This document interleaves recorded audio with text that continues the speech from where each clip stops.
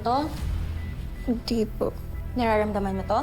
Ako yung nagloko. Ako yung tarantado. Bakit yung mga anak ko yung pinaparusahan? May chance ka pa para itama ang lahat. Kung hindi dahil sa'yo, di sana walang problema si Ashley. Kasi tuwing nakikita ko si Jasmine na malakas at nakakalakad, gusto kong magwala! Pakisabi nila kay Edward na maraming salamat. Bakit nagpapasalamat ka kay Edward? Hindi mo ba alam? Siya lang naman ang nag-convince sa board na palitan si Paolo. Not help him, Rihina. Buhay ni Ashley yung nakataya dito. Buhay ng anak ko.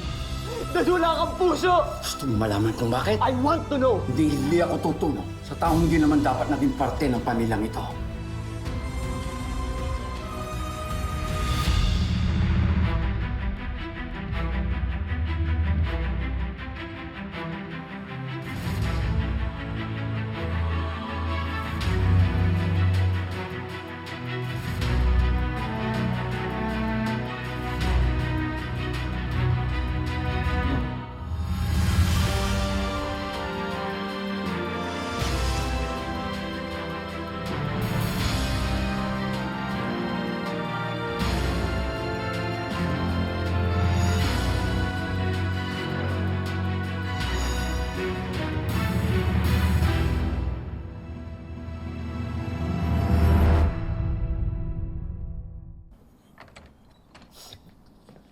Bakit ganun?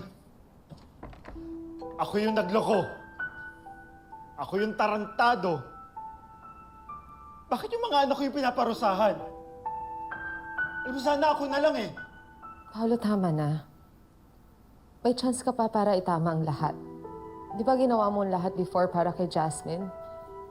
This time, kailangan ka ni Ashley.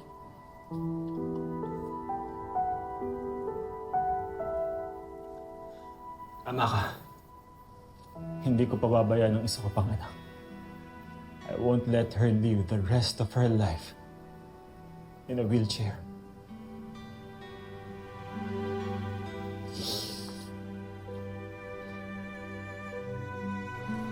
Para kang tanga. Paano kung mas malala pa ang nangyari sa'yo dahil sa pakikipag-away mo? Di dalawa kayo ni Ashley na baldado. Alam ka naman hayaan kung gaguhin ako ng Aldrin na yun. Kalimutan mo na nga yung Aldrin na yan. Sigurado naman ako na lalapit sina Paolo sa atin anytime soon para i-cover ang lahat ng expenses. Ano? Pinuntahan ko sila ni Marge. Sila ang pinagbabayad ko para sa operasyon ni Ashley. Ba't mo ginawa yun? Hindi ba nalino ko sa'yo? Ayoko humingi ng tulong sa kanila. Hindi ako humingi. Naningil ako. Magkaiba yun. You still went behind my back. Kaysa naman wala akong gawin. Alam mo, kung may issue ka sa kanila at ayaw mong lunukin niyang pride mo, ibahin mo ko. Lahat gagawin ko para kay Ashley. Look at you. Wala kang napala dun sa taong inaasahan mo. Iniscam ka lang. Kung hindi pa ako lumapit kina Paolo, nga pa rin tayo. Kaya pwede ba, huwag ka nang mag-inarte. Oras ang kalaban natin dito, Edward.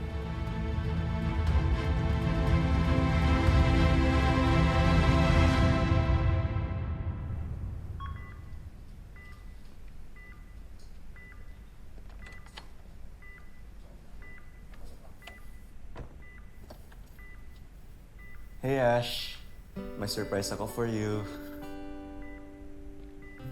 Ash, I missed you. Tita? I missed you too, Jazz. I'm so happy na okay ka na. Thanks to you. I'm so sorry, cuz. Kung hindi dahil sa akin... Kung hindi dahil sa'yo, di sana walang problema si Ashley. Teka, sino nagsabing pwede kayong dumalaw dito? Ma, it's okay. Sa akin hindi okay. Labas! Kaya, pwede bang pag-usapan muna natin yung operasyon ni Ashley? Malinaw ang sabi ko. Ibigay niyo ang hinihingi ko, saka tayo mag-usap. Pero hindi ibig sabihin nun may karapatan kayong suwayin ng bilin ko. Huwag niyong lalapitan si Ashley.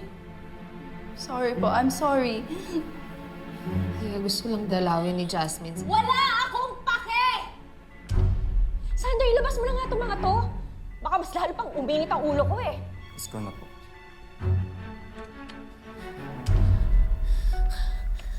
Ma, bakit mo ginawa yun? Kasi tuwing nakikita ko si Jasmine na malakas at nakakalakad, gusto kong magwala! Inagawan ka na ng future! Ninakawan ka na ng normal na buhay! Kaya kahit magmakaawa pa sa akin ang mga yan, hindi ko sila mapapatawad, anak.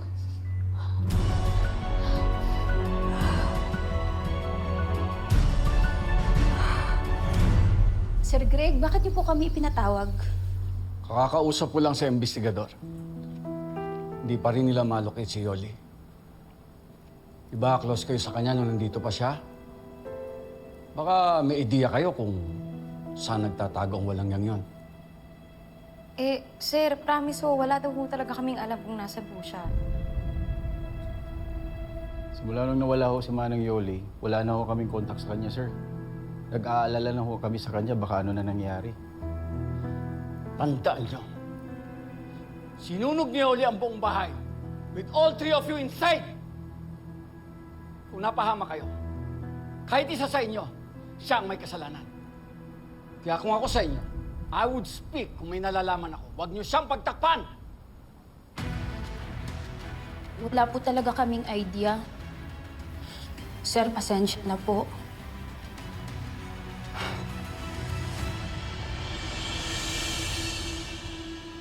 Is that Edward?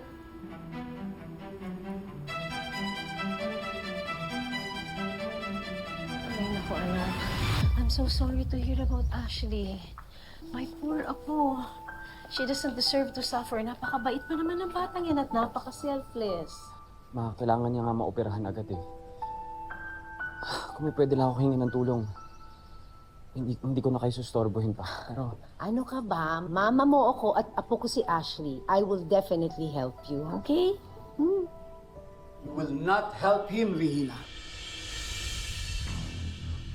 Seryoso ka ba, Greg? Kailangan ng anak natin ng tulong. Weng, ikaw na munang bahala kay Jasmine, ha? Wala akong anak na marunong lang lumapit kapag may kailangan. Bakit, Edward? Nasaan ang yabang mo? Nasaan yung pinagmamalaki mong hindi mo kami kailangan? Dad, para sa anak ko to. Di para sa akin. Then be a father. Find your own money. Rihina, huwag mo siyang bibigyan ni 5. Kapag nalaman kong tumulong ka, ikaw ang mananagot sa akin. Sumusobra ka na, Greg. Maawa ka naman sa anak mo. Maawa ka kay Ashley. Malis ka na. Bago kita ipakaladkad sa mga guards. Malis ka na. Malis ka na. Malis ka na.